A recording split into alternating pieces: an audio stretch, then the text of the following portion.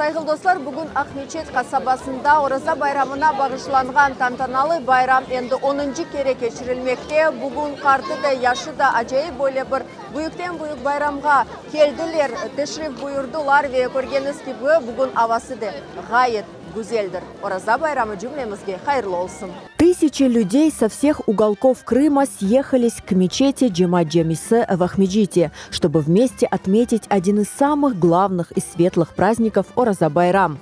Масштаб праздника впечатляет. Гостям едва хватает места на огромной территории мечети. А ведь в 2016 году все начиналось с инициативы всего нескольких человек. Сегодня у нас такой маленький юбилейчик. Первый праздник это был у нас в 2016 году.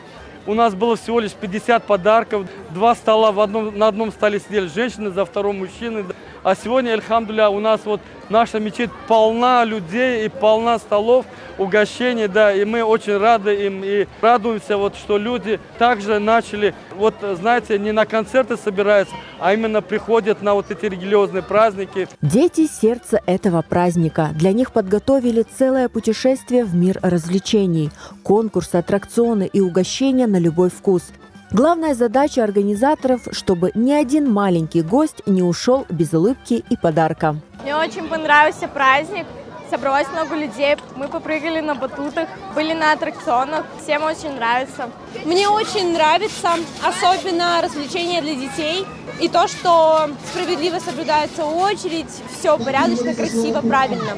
Пока маленькие гости заняты играми, взрослые наслаждаются общением и праздничной атмосферой. Для них также приготовили горячие блюда и десятки других угощений. Машалла, приехали с Бахчисарайского района сюда.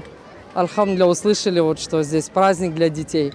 Хорошо все организовано для детей, машалла. Аллаха шүкір, біздің бүгін ветанымызда бөле ажайып байрамлар бар. Байрамны тешкил еткен адамларға біз миннетдарығымызды білдіреміз.